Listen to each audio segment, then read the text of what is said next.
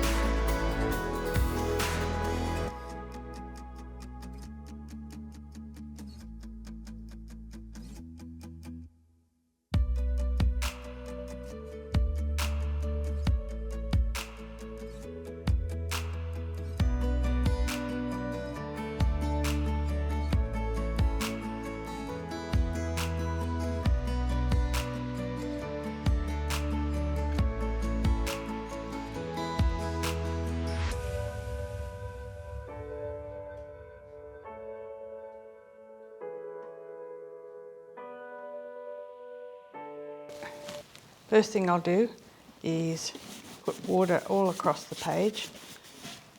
I'll just use my brush this time. Sometimes I spray it, other times I just wet it like this. Just clear water.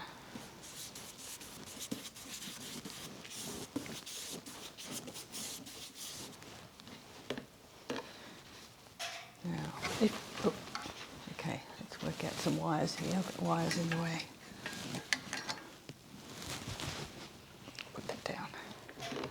If this is if you had some super white areas that you didn't want to paint in, this would be the time to do them. But to tell you the truth, I'm going to just noticed I've got a bit of brown there. It's amazing how you can spoil a good sky.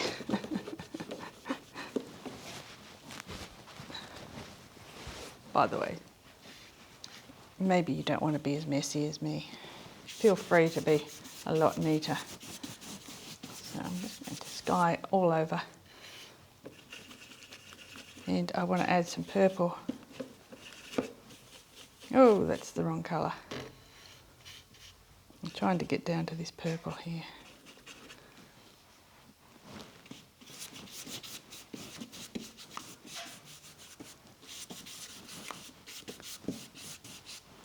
Same for the water. And I want to just put a little bit of purple on that side. I'll run it through. Right. That looked a bit messy the way it goes on, but it all blends in together. And now for a touch of yellow. And not sure if I want to do the green yet. I think I'll just go for a bright yellow colour.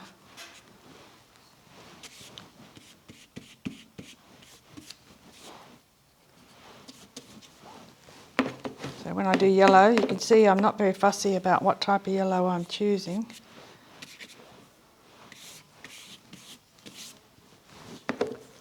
Come down to warmer ones down here. Wow, that's really bright. I'm hoping that quietens down a little bit. It'll be interesting to see if it does. Just add touches of that same yellow combination into the lumps that are going to be leaves.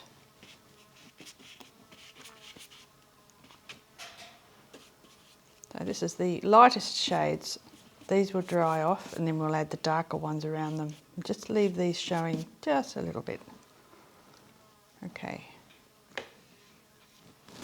I'll swap to a more controllable brush, slightly more controllable brush. Let's have a look. So I need a nice blue that will be like a purpley blue for my distant hills. Like that. Behind, that'll do. Slightly warmer purpley blue. Add a touch of yellow to it for this side. That way you make a nice grey. A little bit of a contrast to what I've just done. This muddy area here I'll go for a brown, and I'll mix the brown in with the blues a little bit to knock it back so it's not too red, not too, when I say brown, probably burnt sienna. Just mess it around there. You can be creative, go for any colours, don't be fussy. After a while your own colours will be your style.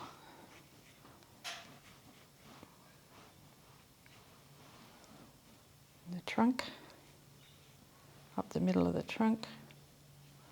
So this is just the overall feel for the painting. These are spreading out. See, I might just run that down into the water too. And although you think this looks like nothing and it's a mess, it's the bones going in. So I'm just dabbing away at different blues in there. It's going to be a very dark brown area there.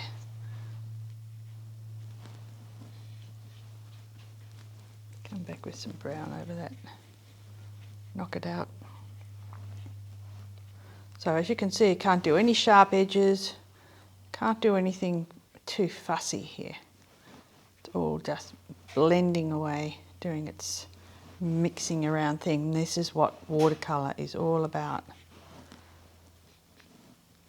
And while I've got a brown on my brush, I'll put some down here into this area. This is going to end up green, by the way. This is the beginning of green. There we go. Yep. Just not sure, just trying to think of what more I need to add to this initial stage before I dry this off. Okay, I'll get the dryer.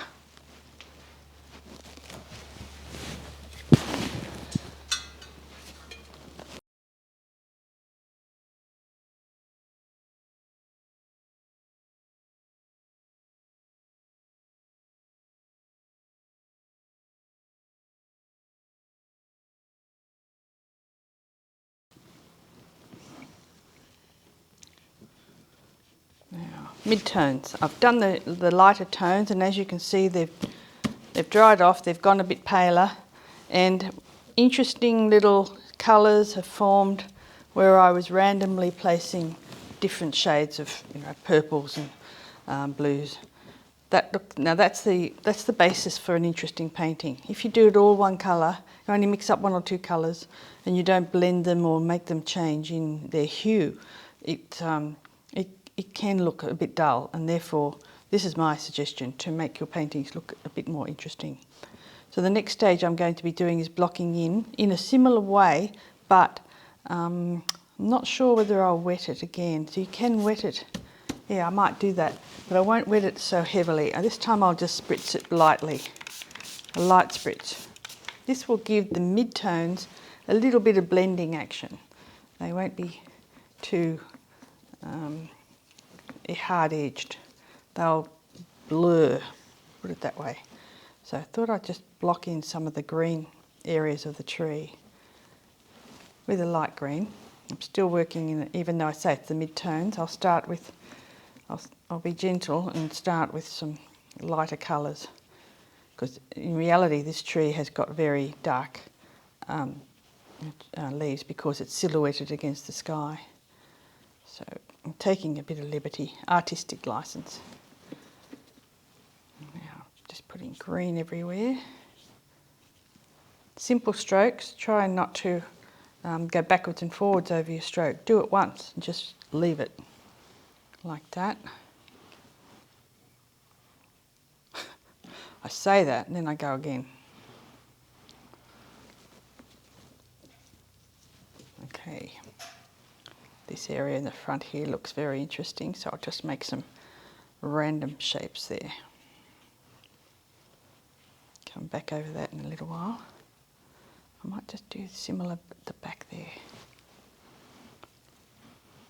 This side, again using that green. Now I might darken that green with some blue, because that's a rough blue. I'm going to put some brown in that to knock it back. What else can I knock it back with? I'll try putting a bit of red in it to knock it back. So I'm testing that green. It's way too dark. It's not the colour that I like at all. I'll put a little bit in the next well. I'll add some orange to it. Now that's better. Now we're talking.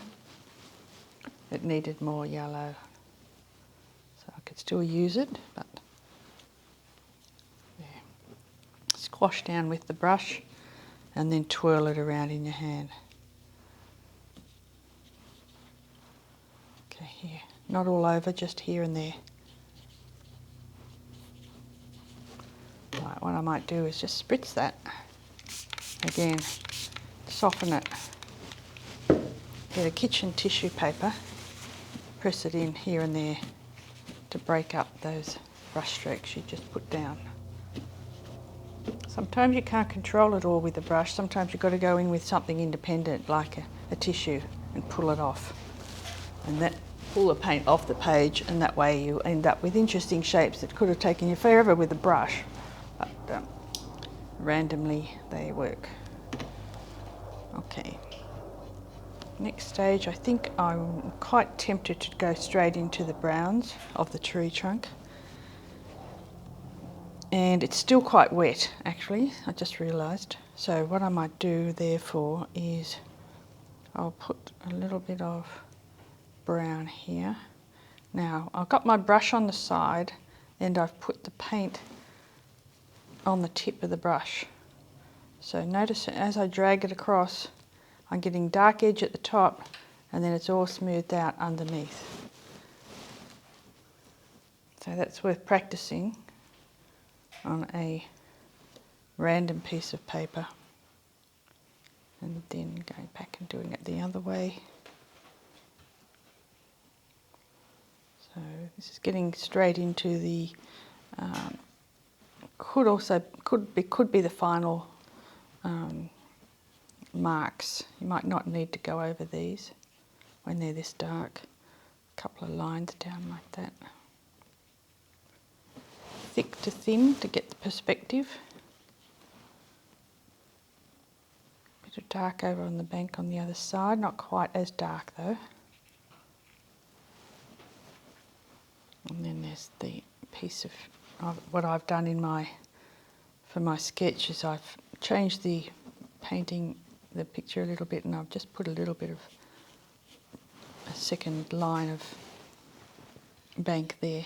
Quite confusing in the photograph. Bring it down there. A couple of spots here. Make it look like rocks later on. Rocks under the surface and rocks on top of the surface. Now the waterways there, I could definitely do that while it's still wet. So I'm going to mix some of that green. I'm going to mix it with a brown.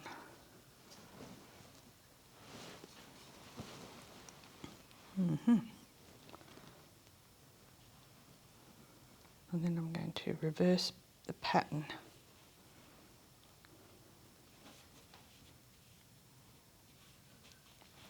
Like where it goes in there, I'm going to come out like that.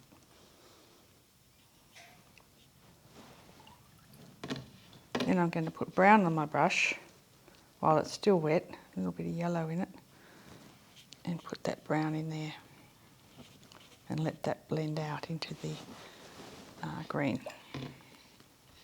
I can see a few spots here of white or sky that I will add later with using my white brush. Okay. Just to give a feel of the water, I'll run a few lines coming out.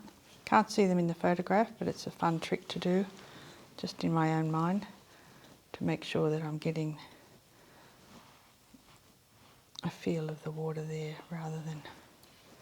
So that's the reflection on the other side. Once again, I'll just run the brush sideways through it. In fact, you could even get the tissue here and go with your fingertip. Drag that through like that. Same here. So I might be careful about that. I'll just do a little bit of lightening in the middle. With this tree trunk, I might end up putting quite a strong shadow reflecting it down here. It's not that obvious in my photograph though. And there are also these branches. They could go in now while it's soft and wet. So let's go for a browny, green, bluey colour.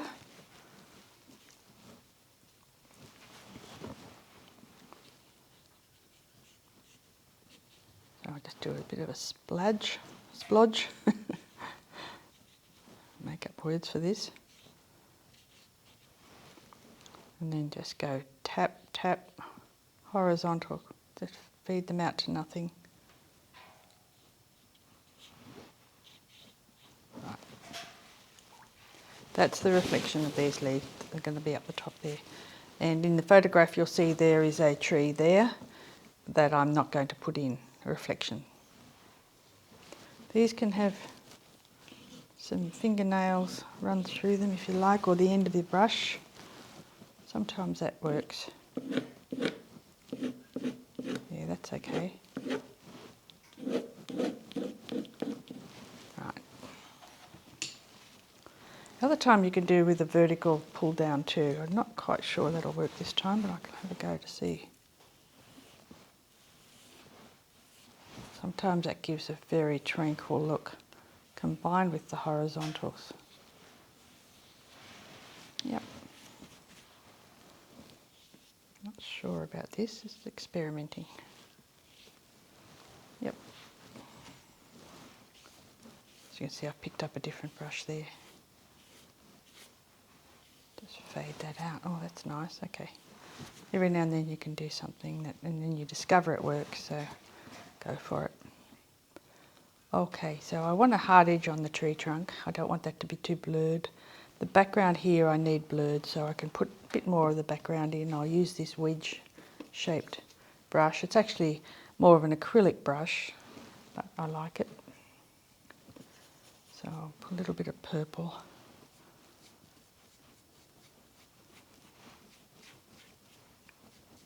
And blue. More blue there. I'm going to go for a little bit more purple. I'm just running the brush down to get lumps and bumps texture. Now, that's obviously quite dry there, so I'll squirt it and I might just blend it. One of the lumps and bumps, but not that sharp in the distance. Okay. Touch of warmth into them, into the blue. Like a touch of green added into the blue there. Then we have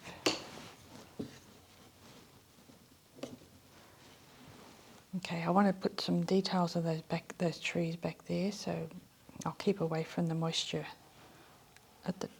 on the distant hill, and I'll just add a few. I'll try and add a few dark areas.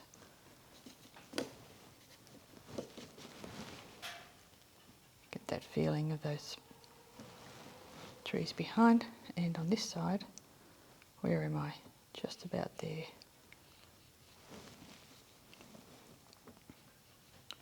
These trees are dark as well, but not really dark, but darkish.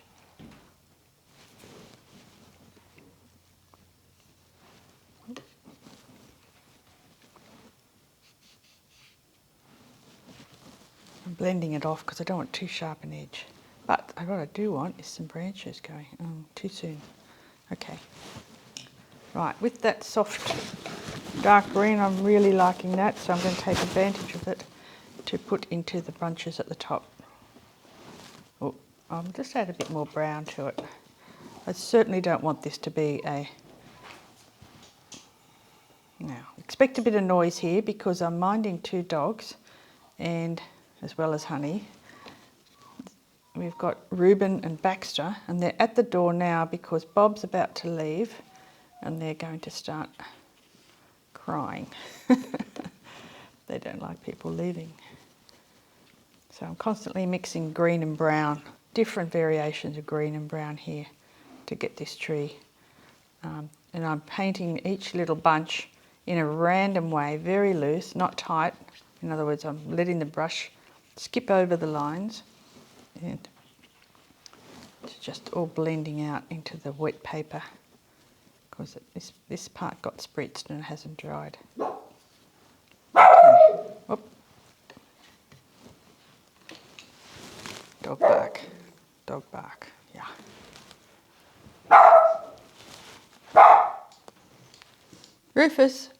Reuben, shush.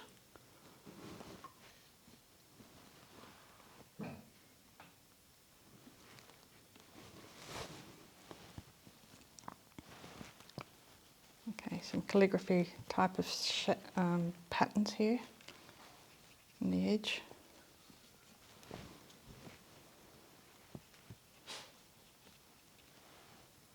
At the end of the video, I'll show you the puppies. Oh, there's a splash. Never mind. Turn that into a bunch of leaves. And we'll join them all with the branches later. Might just darken that there. You have to half look at this with your eye and use your sort of artistic mind as to what works. I've got a line going through there of light. That shouldn't be there, so I'll just join that across. I've got that corner in. I kind of would like to put this corner in because I've gone white on the sky there, but maybe I shouldn't.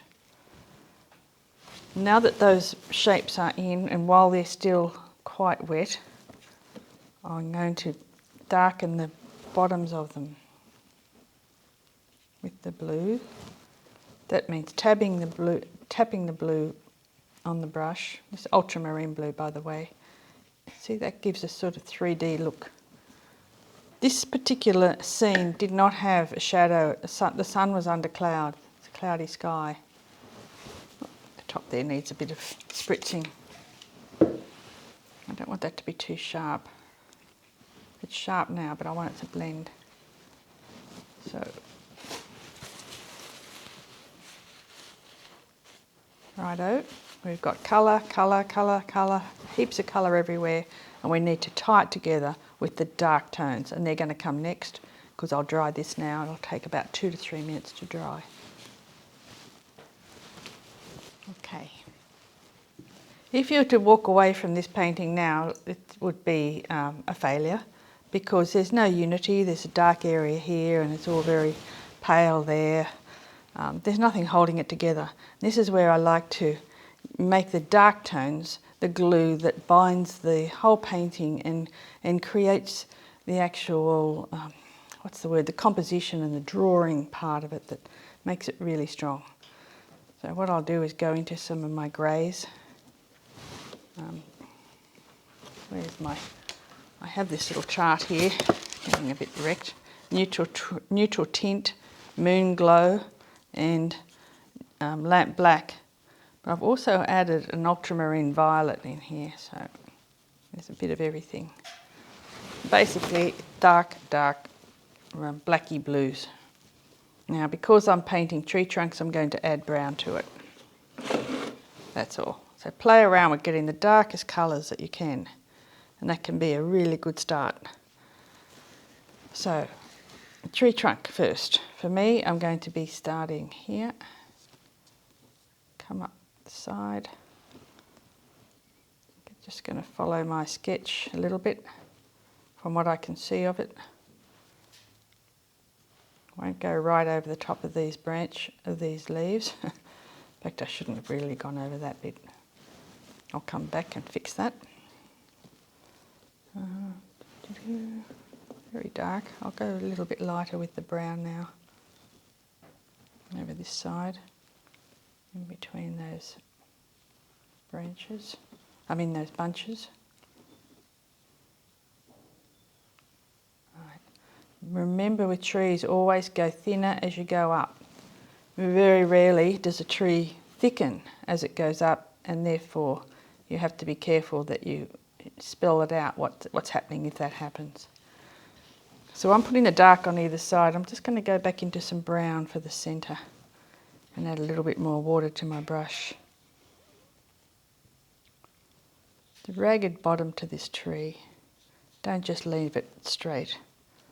In fact, this one has a bit of some sort of a little shape of a stump sticking up. I'll add that in. I'll also add this piece of wood that's going down into the water. One quick stroke for that. Come back to my very, very darks. Put them back around underneath here like a shadow under the grass that might be coming out. Run those down. Right, back to water on the brush only, and just smooth the bottoms of those out again. Slightly different technique to what I showed you before, but it ends up with a similar result. I want to make this look a little bit more detailed, but I'll continue on with the tree first. I'll get that out of the way.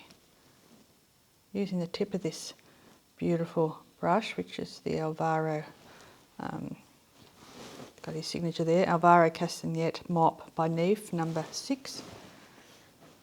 It's not, I don't think, oh, that's gone a bit, that's not dry, see, that's blended out, not dry, which is not desirable but not the end of the world. We'll fix that. So these branches all need to be made logical, i.e. going from thick to thin as they go up. A couple of areas that are more obvious than others where you see it through the leaves. So any funny lumps or bumps, fix them up. Right. Now I'm going to just quickly, while that's still wet, I'm going to take a wet brush here and put some lift out areas. My tissue. Just going to lift out a little bit of the texture of the trunk so that it doesn't look too flat. That's the beauty of the dark colour. You can pull it out off the paper all the way up. It gives that slightly rounded shape to the wood. Leaves a dark edge either side and gives that nice rounded feel. This one at the back here, I want this to look like it's going behind there. Okay. So this is just water on my brush playing with the actual paint that I've already applied.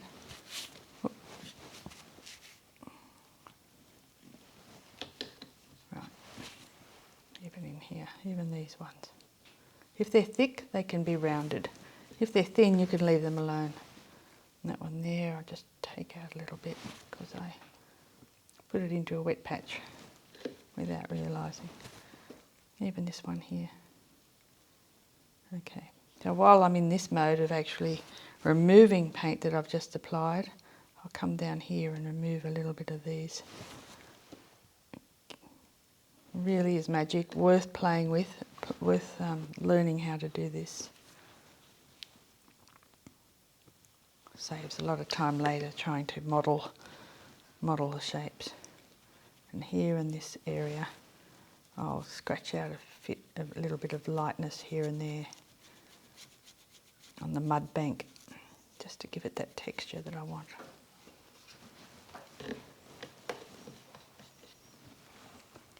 Back here. It's very eroded, it's falling into the water every time it floods. In fact, I think this was a flooded period. I don't think this particular creek was normally this high. Okay, so that sort of blends it all together. You lose your brush strokes, you don't see as clearly how you applied that paint. There's a little bit of a mystery, and that improves the... And sometimes I leave the sharp edge, sometimes I remove it.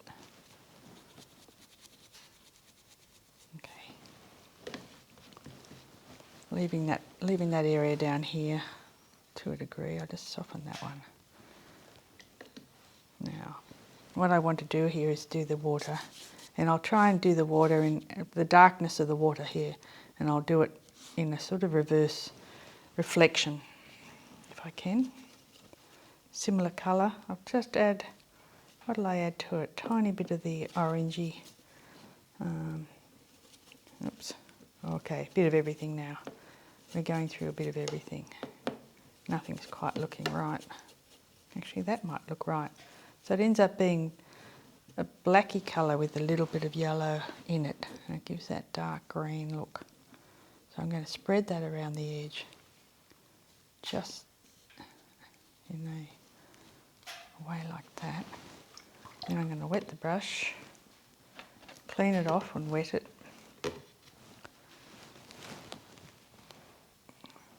And then blend it down.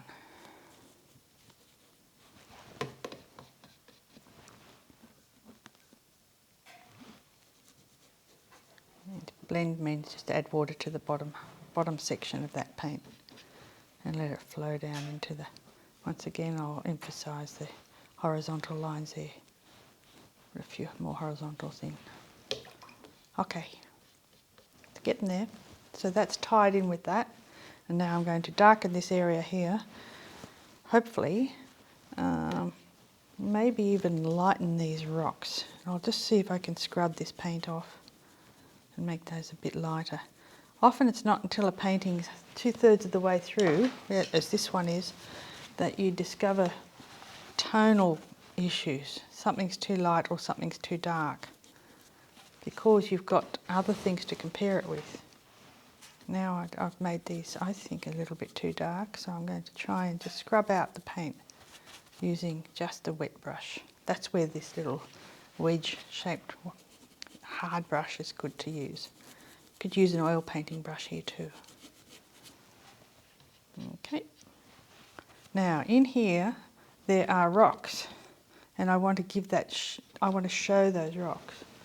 So I might just go to a small brush, just a small little round one, and I shall put the shadowy colour on my brush, which is going to be a purple, I think, just to make it interesting. I'll start with the violet colour. Oh, that brush is bad. Hang on. I might retire that one. It's very textured, it's not soft. I might have used it for acrylic. Now, I'm going to do purple and a little bit of blue, ultramarine blue. Now, this is experimental. Every painting is for me. I'm just going to touch in the purple and blue combination, so in other words, cool blue, into little shapes that make it look like the rocks are there underneath that water.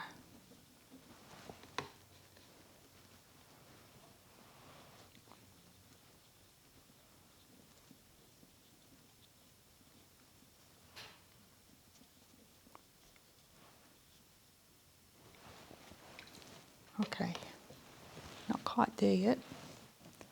I'll add a touch of brown to what I've just painted in. So I've got a little bit touch of brown on my brush and I'm adding it into that blue.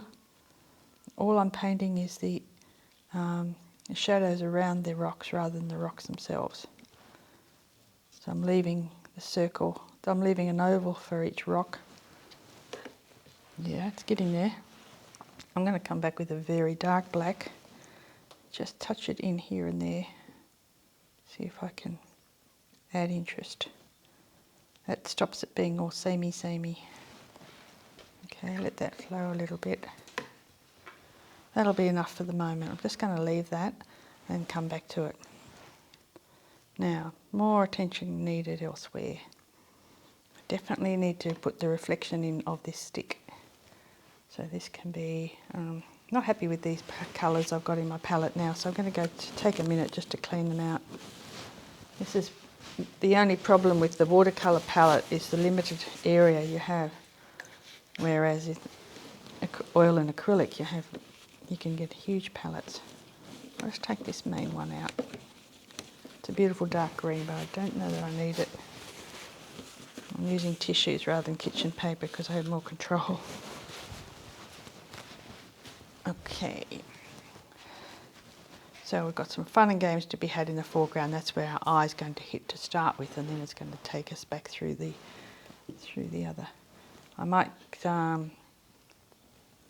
this water, you think it needs replenishing, but all right, I will just for the sake of keep it out the back here.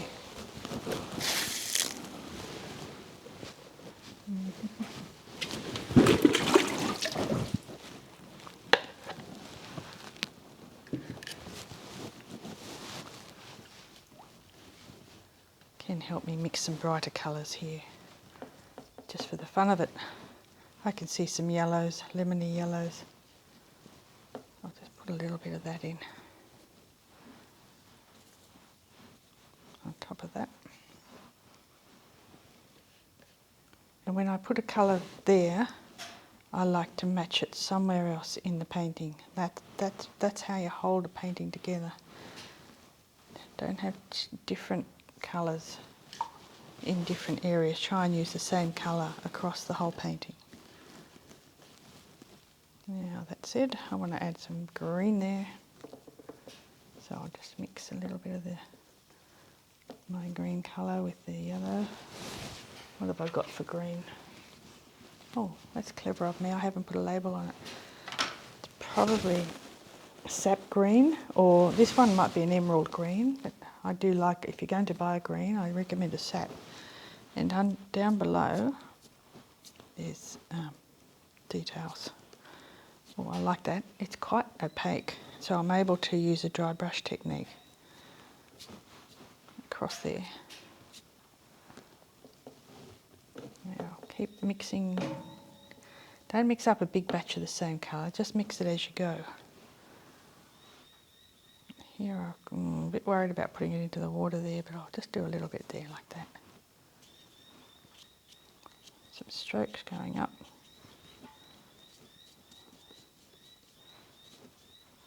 And then some rough brush marks. Yeah.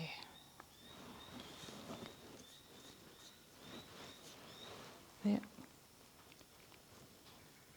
I think across the top of that. Okay. While those brush marks are wet, I'll come back with some Indian red and New Gambogi, I think that is, that colour. Probably haven't mentioned that before. Okay. I'm just touching it in the sides there to see what it looks like. I am happy with it. It's quite, how could you say, yeah, I'm having trouble with umber, quite yellow umber colour.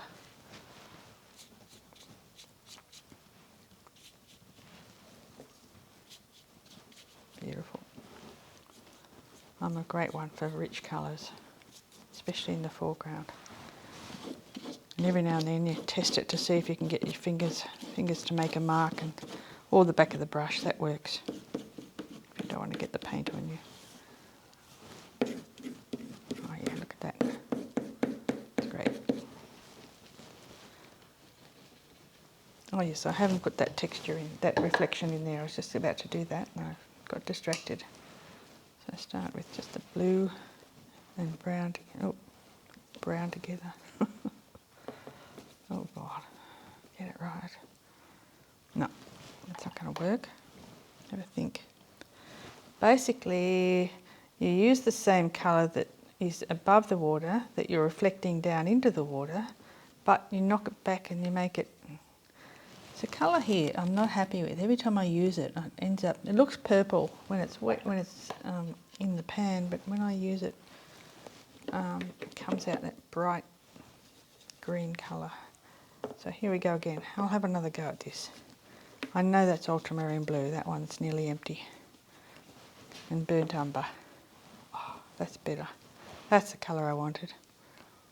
So it's kind of like a dark grey. Could have used my neutral tint too, I suppose. Okay. Now, while I've got that colour, I'm going to take the plunge and put in the reflection of the tree.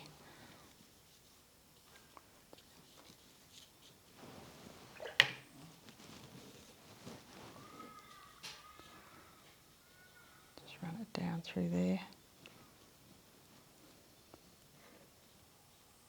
Branch going out. Of course, it's not, because it's on the water that's got the lines going through it, it's not a straight copy. It's going to be slightly windy. So I'll just run those lines out a little bit. There we go. And while I've got that beautiful combination working, the blue and the brown, there are roots at the front here, roots of these trees that need to be, roots of the grasses that need to be picked out, played with, turned into little graphic patterns. Don't miss the opportunity to have fun, especially in the foreground, because that's where the details are and that's where you can just play around with. I'm going to get a rigger brush. It's got much thinner. Go for the blue and the brown again. So I'm not picking a pretty colour here, I'm picking the dull grey to put the lines in for the grasses.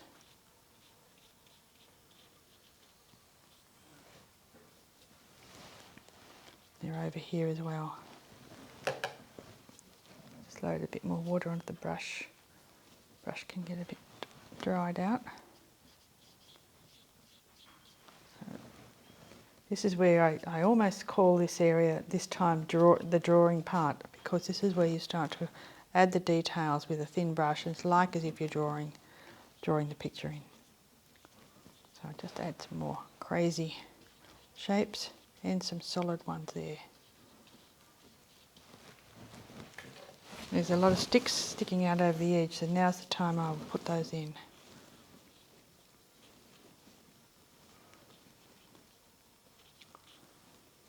Back here, just a hint of the busyness going down to the water's edge.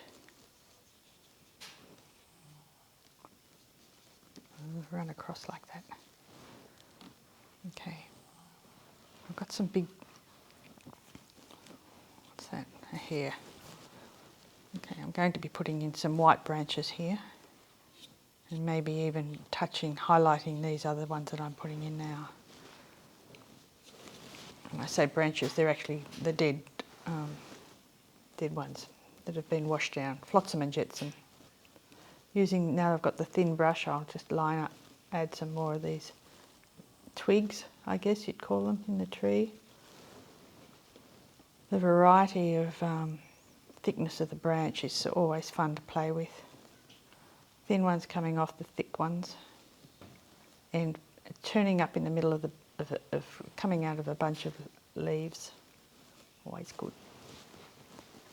Okay.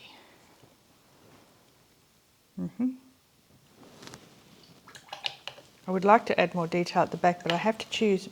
If it comes to this stage where you've almost finished and you want to add a few lines in the back here like I do, choose a very dull colour that's almost the same colour that you're painting over the top of.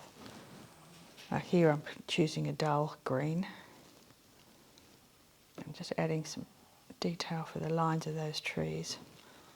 And back here I'll just smudge in some more distant detail. Yeah, they've got some long tall white trees, but I can't seem to pick those out of that pale colour. Okay, I'll go for a darker green. This is a sap. I'll put it at the base of that. Of course that's wet, that will start to pick up. Same here. Darker green here. Not too dark, not as dark as at the front, but just to define that area behind. And I can't put white trees in, so I'll put in a couple of darker ones. Yep.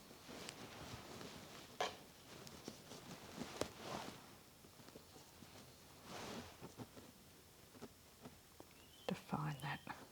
I want to separate that hill there from the one behind it. So I'll just, that'll do. Happy to leave that one like a silhouette, that looks interesting. Now,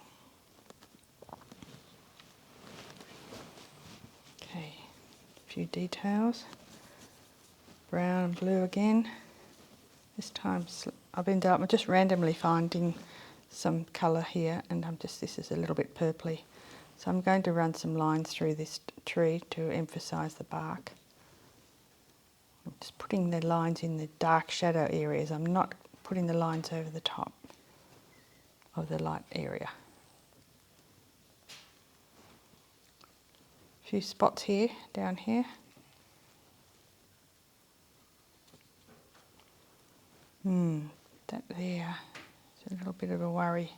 I might turn that into rocks. A little area above the water that I've let to be very light. So I'll just smudge that around. So this is where I could play. In the foreground here, I would take a bit of time playing around. I'm just going to try a little bit of ochre, yellow ochre, on those rocks that are under the water. Okay.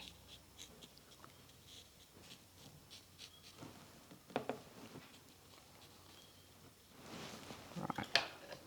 Now, I'm feeling this is a bit patchy at the front here. I want to tie it together. So I'm going to mix one colour and I'm going to do it over the top of that, which is going to be this lovely blue that I was complaining about before. I think that's now going to become useful. Yes, so I'm just going to run that right around the corner, around that corner too. Tie that foreground in. So now that foreground blends and doesn't become a distraction to the middle part of the picture, even though your eye hits that first. If you know what I mean. Now, I'm going to play with these leaves up here. I'm not happy. The tree has not been finalised. Everything else looks almost finished to me, but the tree needs attention. And I'm mixing together greens, blues and browns. And I'm sorry I can't be more specific about this, what colours I'm going to use, because I tend to just merge them all together until I find the right, yeah, that one. That one's ended up, it's a dull green, but it's a dark green. So what I'm going to do here is play around with my brush, turning it over in my hand so that I can end up with some textured, interesting leaves over the top of those other gentle colours.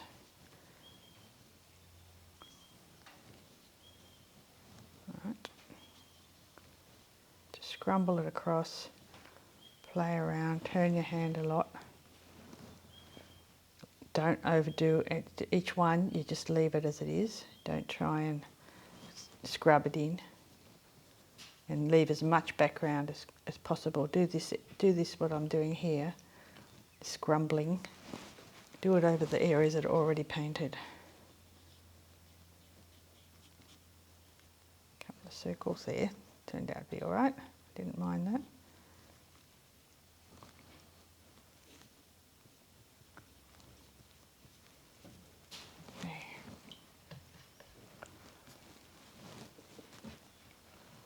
So I think we've had about 3 layers on this tree. 3 layers of leaves.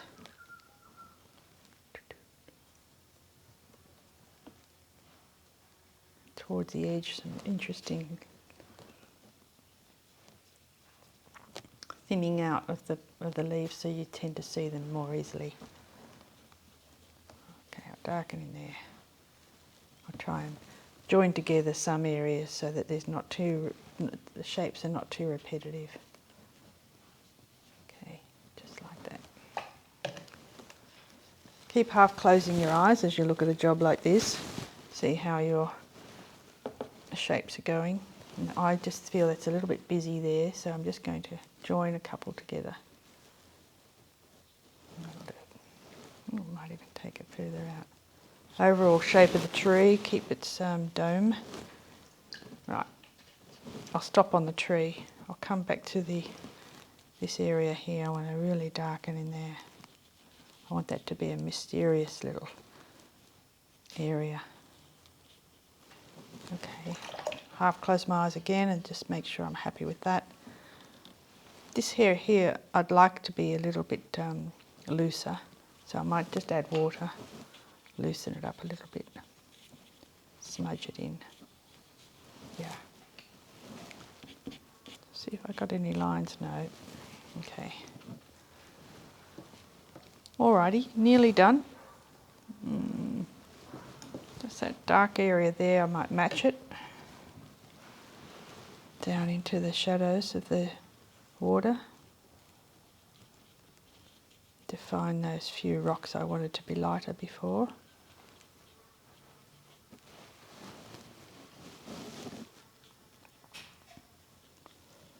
Right, I'm going to dry this off now. Some of those, just shadow there, darken those a little bit. Yep. Notice I've done almost nothing there. I mean, the initial colour was there, but nothing new. But I might fix that with a little bit of the white coming. The white is coming. So I'll turn the dryer off, and I'll just continue to do a few pull out strokes here. Very important to work on the water, and it's also important to make sure you keep it horizontal. Those marks. I'm using just a wet brush, and I'm dipping into whatever paint's already on the paper and pulling it off.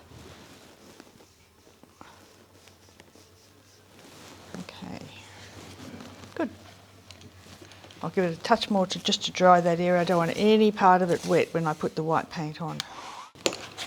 Let's see how we can go with white. Okay, Winsor & Newton Designer's Gouache. I sometimes put it in the palette itself, like that. But other times, oops, I just like to use it straight from the tube. And I'll use this new white clean water. Now, I'll just play with a couple of different brushes. I'm not sure which one will be best.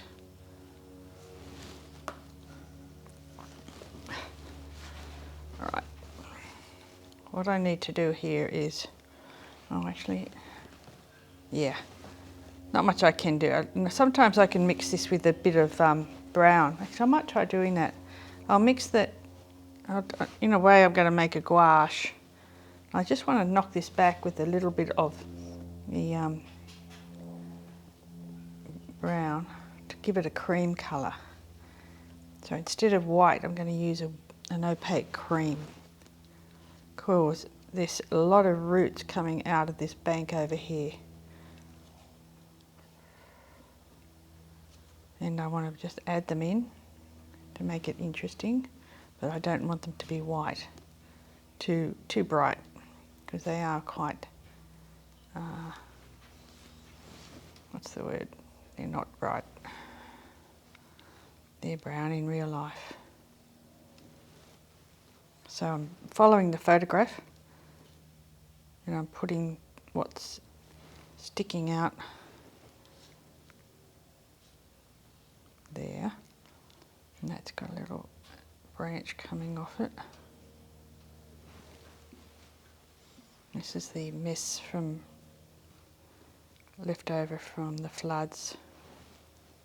Okay, now have I got this? I've got a little bit of sameness happening here. Bang, bang, bang. They tend to do that, but I think it's a natural thing. Your brain makes you do it, like a repetition. So you've got to override it and try and change the pattern. Yeah, okay. I'm probably just about to overdo that, so I better stop.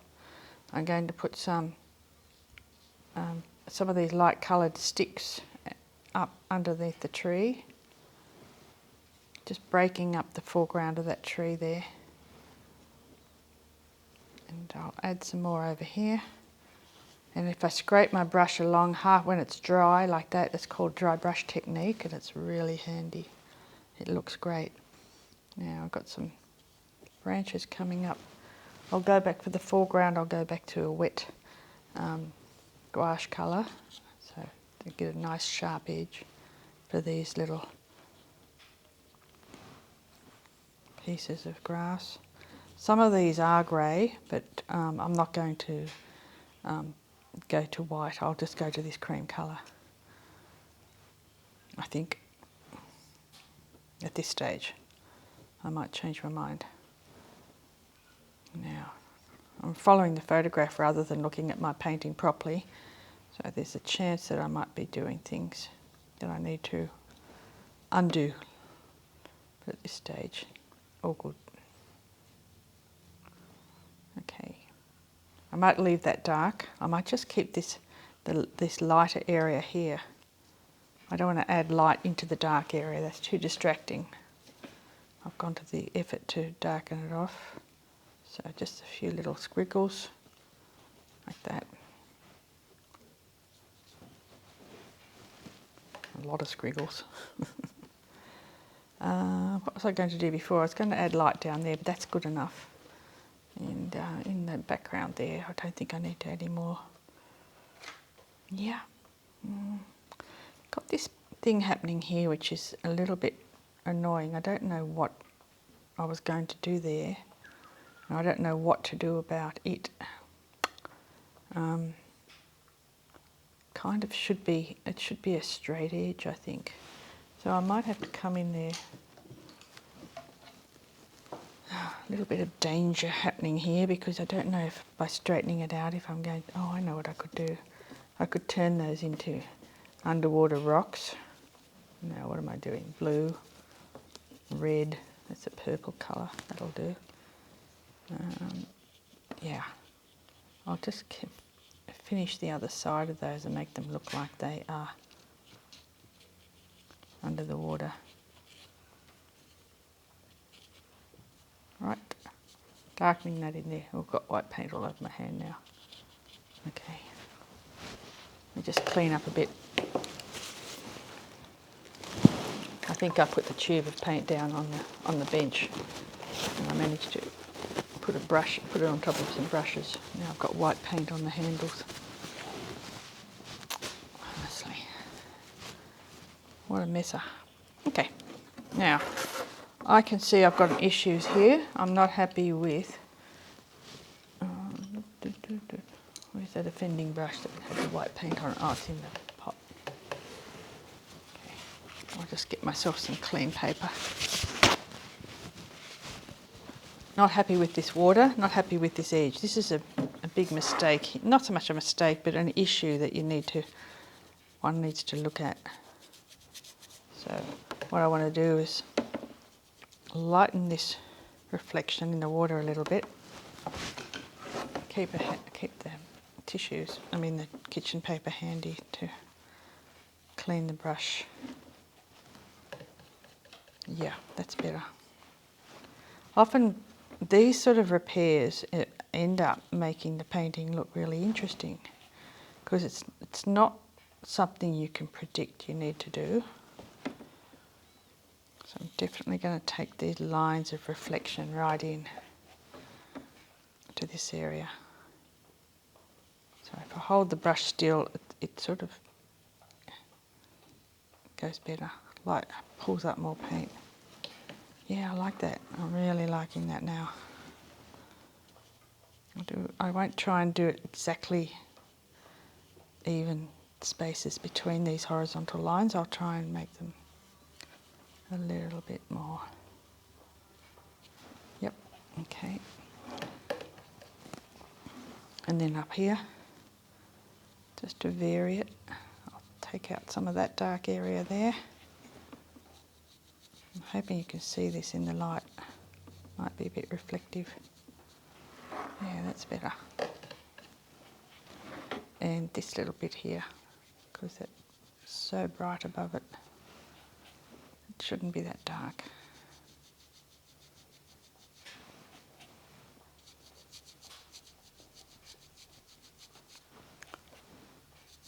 So as much as you spend, as much time, for me anyway, as much time painting in the paint, I spend equal amount of time removing it, softening it, blending it. I play with it. And to tell you the truth, some people would say that you shouldn't do this. You should just apply it once and be done with it. So I think there's more rules with watercolour than there are with any other type of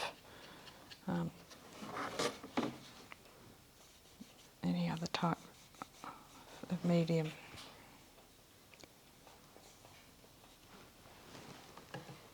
Well, because it's so hard and it's such a challenge.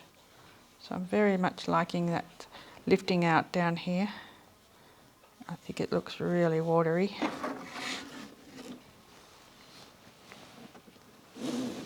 I should match a little bit more there. If you can hear a dog, let's just ignore the dog. Okay. Still, okay, what I'm going to do is just blend all that. When in doubt, blend it out. Make it all merge together. That's the beauty of, so it's a mystery. It doesn't have to be definite. All right, I'm going to sign that. That's finished for me. You know what, I think I'll forget about that red colour. I think I'll just sign it with this light creamy white colour that I've been using. It will match the painting better. Make sure you use a dry, if you're doing a thin signature, pick a dry spot. There.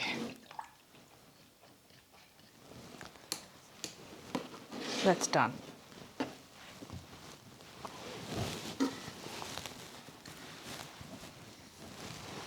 Now the fun part.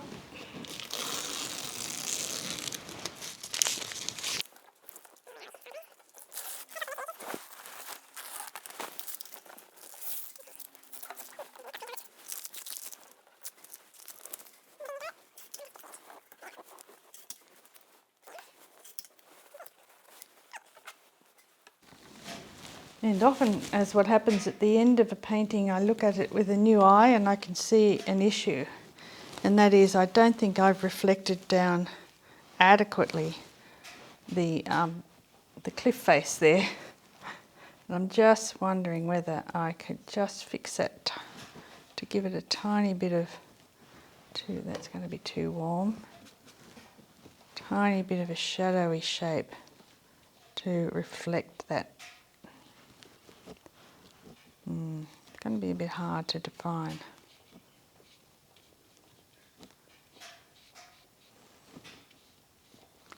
That's enough, just to give it a feel. This probably shouldn't be that light. now in hindsight.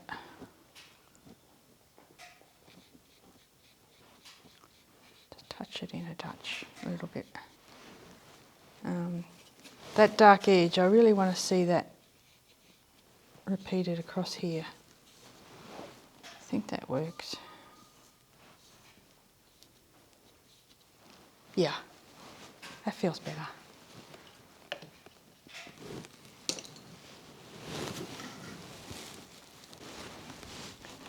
Right, there it goes.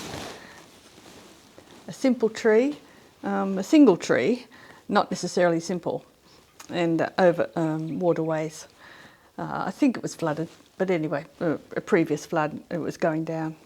But I hope you enjoyed watching me paint this.